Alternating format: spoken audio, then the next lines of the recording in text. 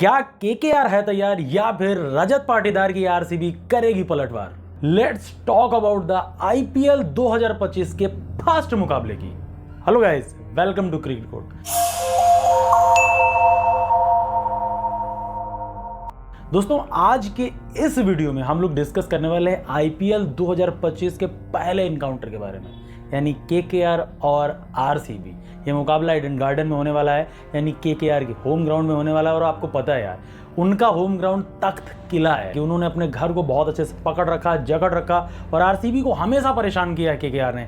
चाहे इनके home ground में रख लो या उनके होम ग्राउंड में रख लो, आरसीबी के ऊपर हमेशा हावी रही है केकेआर। आप जो है कुर्सी की पेटियां बांध दो, क्योंकि मौसम बदलने वाला है। दोनों कप्तान चेंज हो चुके हैं। वहां पर अजिंक्य रहाणे आपको कप्तानी करते नजर आएंगे और यहीं आरसीबी पर सीधा सीधा रजत पाटीदार, यानी अगले 10 साल की इन्वेस्टमेंट है रजत के ऊपर। बहुत ज़्यादा एक्सट्रीम प्रेशर, मैं ये चीज़ बोलूँगा। लेकिन एक उनके लिए एडवांटेज है, वो ये है कि भैया on camera, on demand, on record Virat Kohli के ऊपर फोकस रहने वाला।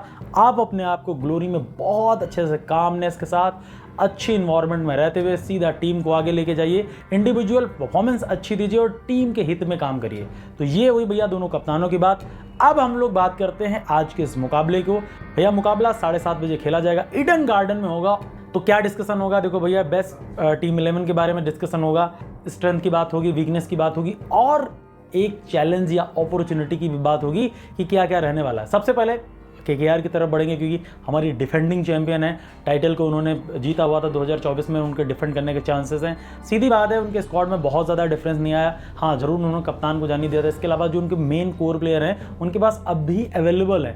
उन्होंने हर्षित राणा को रोक कर रखा अनकैप के तहत, सुनील नारायण रोका, रिंकू सिंह को रोका, उन्होंने आंद्रे रसल को रोका, वरुण चक्रवर्ती को रोका। तो उनके पास यार बढ़िया मिक्सअप है। वेंकटेश अय्यर को ऑप्शन में लेके आए, बहुत बड़े अमाउंट के साथ लेके आए। तो यार भैया उनके पास उनका कोर मेंटेन है और उनकी स्पिन ताकत है। आपको पता है यार, उनके पास 3 स्पिनर प्रॉपर 11 में खेलने वाले हैं। आप देखो Varun Chakravarthy 2.0 top notch performance. Mystery spinner Sunil Narine as a opener आप काउंट कर लो, स्पिनर के तौर पे काउंट कर लो, कहीं भी रख लो, नारायण साहब का नारायण होता रहता है। इसके अलावा उनके पास मयंक मार्कंडे के रूप में एक और एक्स्ट्रा स्पिनर मिल गया, जो आपको एक्स्ट्रा कुशन देगा, ज़रूरत पड़ने पर आपको बॉलिंग डेप्थ प्रोवाइड करेगा। एज ए स्पिन डिपार्टमेंट की बात हो रही है। वहीं अगर आरसीबी की तरफ बढ़ोगे तो मुझे लगता है कि कप्तान चेंज हो चुके हैं, लेकिन फिलॉसफी भी कहीं ना कहीं थोड़ी चेंज हुई होगी, क्योंकि विराट कोहली काफ़ी लंबे टाइम से नहीं थे। इसके पहले फैफ डुप्लेसिस थे। कहीं ना कहीं टीम का मोरल अप है, बढ़िया सोच के साथ आ रही है। उनके पास कॉम्बिनेशन अच्छे हैं। उन्होंने फिल शॉर्ट को लेके आए, जेकब बेथल लेके आए, टिम डेविड लेके आए। बॉलिंग बहुत सॉर्ट आउट है। वापस भुवी को लेकर के आए, जॉस हेजलवुड उनके पास ऑलरेडी थे, वापस उनको लेके आए। सुयश शर्मा है, देखा जाए रसिकदार सलाम है। यार बहुत अच्छे ऑप्शंस हैं, मैं ये चीज़ बोलना चाहूँगा। ठीक है, तो एक बार एक एक खिलाड़ी के बारे में डिस्कस कर लेंगे। देखो, सबसे पहले केकेआर के बारे में बात कर लेते हैं कि केकेआर की स्ट्रेंथ क्या है। उनकी स्ट्रेंथ उनकी स्पिन बॉलिंग प्लस उनके फिनिशर्स हैं। उनके पास रमनदीप है, रिंकू है, रोमन पावल है, आंद्रे रसल है। ये जो 4 खिलाड़ी हैं ना भैया, ये आपको बेहतर फिनिशर इनसे अच्छा कोई मिल ही नहीं सकता। इस वजह से केकेआर सबसे अलग फ्रेंचाइजी नज़र आ रही है ना भैया। देखो, 3 बार की टाइटल विनर है, 3rd मोस्ट सक्सेसफुल फ्रेंचाइजी है। तो औहदा तो मेंटेन है ना, सिंपल सी बात है, औहदा मेंटेन है, उसको मेंटेन करना भी चाहिए। और जो जिस फॉर्मेट में केकेआर चलती है, जिस लहजे पर वो काम करती है, जिस तरीके से अपने आप को रोटेट करती है, अपने आप को इंडिविजुअली करेक्ट करती है, प्लेयर को इंक्लूड करती है, वो कमाल की चीज़ है। मैनेजमेंट बहुत अच्छा है। भले गौती भाई नहीं, लेकिन वो अलग चीज़ है। चंद्रकांत पंडित वही हैं, गजब के कोच हैं और लाजवाब उनकी परफॉर्मेंस और उनका बिलीव सिस्टम है। तो मुझे लगता है कि केकेआर बहुत अच्छी माइंडसेट के साथ ग्राउंड पर उतरने वाला है। अब भैया बात कर लेंगे अपॉर्चुनिटी किसके किसके पास है। देखो, आप समझ लो कि रिंकू के पास अपॉर्चुनिटी है, क्योंकि रिंकू प्रॉपर T20 में इंडिया का हिस्सा नहीं बन पाते। उनसे पहले शिवम दुबे खेल जाते, तो उनके पास प्रूव करने का बहुत अच्छी क्षमता है, बहुत अच्छे चांसेस हैं। वरुण के बारे में मैं बोलूँगा कि एक बार फिर अपनी फ्रेंचाइजी के लिए कर दीजिए। वैभव अरोड़ा एक बहुत अच्छी अपॉर्चुनिटी के साथ आ सकते हैं। हर्षित राणा पर बहुत ज़्यादा दबाव होगा। तो ये 5-6 खिलाड़ी। इसके अलावा रमनदीप सिंह जिस मेंटेनेंस को लेकर के आते हैं, जिस ऑरा को मेंटेन करने की कोशिश करते हैं और जो वो लेके आते हैं, उस चीज़ को इंप्लीमेंट करना होगा और ग्राउंड के बाहर जो उनकी इमेज है उसको बिल्कुल जस्टिफाई करना होगा। तो ये चीज़ें होने वाली हैं। रही बात चैलेंज की, अब भैया बात कर लो चैलेंज की या वीकनेस की, जो भी समझो तो चैलेंज या वीकनेस क्या हो सकता है। तो सिंपल सी बात है, अब बॉलिंग में आपको देखना होगा कि फास्ट बॉलिंग प्रेजेंट टाइम में आपकी वीक नजर आ रही है, क्योंकि ना आपके पास मिचेल स्टार्क है, ना कोई बहुत बड़ा खिलाड़ी। हाँ, स्पेंसर जॉनसन जरूर है, एंड्रे क्रोकिया जरूर है, लेकिन क्या उतनी अच्छी फॉर्म लगी हुई है, क्या उतनी अच्छी काम कर सकते हैं आपके लिए, ये आज के मुकाबले में आपको देखने को मिल जाएगा कि भैया किसकी फॉर्म है किसकी फॉर्म नहीं है। अब बढ़ते हैं भैया सीधा सीधा आरसीबी की तरफ, बेंगलुरु की तरफ, नम्मा बेंगलुरु, यानी ये साला कप नमदू।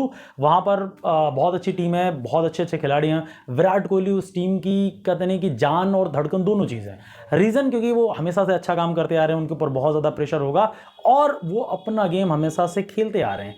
अब बात कर लेते हैं रजत पाटीदार, आपको पता है स्पिन डिस्ट्रॉयर बोला जाता है पर्सन को।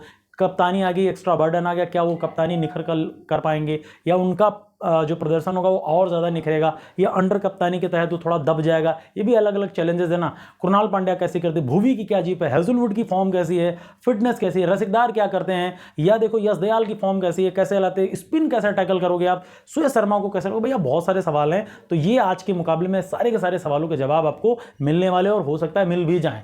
अब भैया बात कर लेते हैं कि अपॉर्चुनिटी किसके किसके पास है आरसीबी में। तो मुझे लगता है कि कप्तान रजत पाटीदार के पास बहुत बड़ी अपॉर्चुनिटी है, लीड कर रहे हैं इतनी बड़ी फ्रेंचाइजी को, इतने बड़े फैन बेस को, और वो कैसी कप्तानी करते हैं, उनका प्रेशर कैसे हैंडल करते हैं, अपने खुद का परफॉर्मेंस कैसा रहता, बहुत सारे सवाल है। कृणाल पांड्या देख लो, अब देवदत्त पटकल के लिए बहुत बड़ी अपॉर्चुनिटी है, क्योंकि इंडियन टीम का सेटअप रेगुलर रहता है लेकिन प्रॉपर जगह नहीं मिल पाती, तो वो अपने आप को प्रूवन करना चाहेंगे। इसके अलावा भुवी के पास है, सूर्य शर्मा के पास है, जेकब बेथल या टिम डेविड के पास अपॉर्चुनिटी है, तो बहुत सारी अपॉर्चुनिटी है। अब आ जाओ भैया वीकनेस में, तो वीकनेस में मुझे सबसे बड़ी जो वीकनेस नजर आती है वो ये नजर आती है कि भाई साहब आपके पास स्पिन जोड़ी उतनी तगड़ी नहीं है, स्पिन अटैक आपके पास उतना तगड़ा नहीं है। सूर्य शर्मा के साथ किसको लाओगे, कृणाल पांड्या है, इकोनॉमिकल रहते हैं लेकिन विकेट टेकर नहीं है। अगर हो सकता है फॉर्म कैसी हो पता नहीं, लेकिन मेरे अकॉर्डिंग स्पिन जो डिपार्टमेंट है वो थोड़ा सा हल्का पड़ रहा है। अब भैया बात कर लेते हैं कि दोनों टीमों की प्लेइंग 11 क्या होने वाली। सबसे पहले केकेआर की तरफ बढ़ेंगे। मैं जो जा रहा हूं वो नारायण के साथ जो है क्विंटन डिकॉक को रखूंगा, हमारे कीपर हैं और फर्स्ट चॉइस ओपनर है मेरे अकॉर्डिंग। नंबर 3 पर वेंकटेश अय्यर, 4 पर कप्तान हार्दिक रहाणे, 5 पर रिंकू सिंह, 6 पर रसल, 7 पर रमनदीप सिंह। उसके बाद आप जो है 3 बॉलर्स के साथ चले जाओ, हर्षित राणा और एंड्रे क्रोकिया, और इसके अलावा आपके पास है वैभव अरोरा। अब आपके पास एक स्पिनर बचा, तो वहां पर आप खिला सकते हो, वो है कौन भैया, वरुण चक्रवर्ती। उसके अलावा कोई आपके पास दूसरी चॉइस नहीं होनी चाहिए। ये हो गया।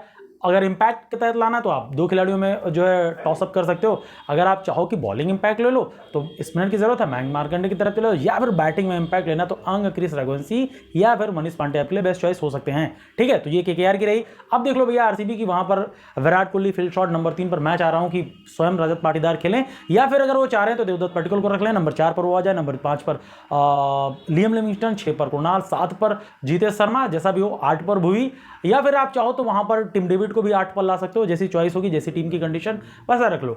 9 पर जॉस हेजलवुड, 10 नंबर पर यश दयाल, 11 नंबर पर मेरे अकॉर्डिंग जो रखना होगा, मैं चाह रहा हूं कि भैया सीधा सीधा आप चले जाओ सूर्य शर्मा की तरफ, क्योंकि स्पिनर आपको चाहिए। इंपैक्ट के तहत जाना है तो आप जो है लेके आओ यार रसिकदार को, क्या दिक्कत है, डेथ में अच्छी गेंदबाजी करता बच्चा, तगड़ा है यार, लेके आओ, सीधी बात है। तो ये दोनों टीमें हैं। अब मेरे हिसाब से किसका जो है थोड़ा सा एडवांटेज है, पल्ला किसका भारी है, क्या है क्या नहीं है, तो मुझे लगता है कि पहला मुकाबला है, होने दो, देखते हैं भाई। जो टॉस जीतकर पहले सामने वाली टीम को यानी अपना खुद बॉलिंग करेगी, उसका पलड़ा भारी दिख रहा है। आपको क्या लगता है, कौन जीतेगा कौन हारेगा, सीधा डू द कमेंट। ठीक है, हम मिलते हैं आपको मैच खत्म होने के बाद फटाक लाइव में। इसके अलावा अगले दिन सुबह में प्रीव्यू के साथ, तब तक के लिए जय हिंद।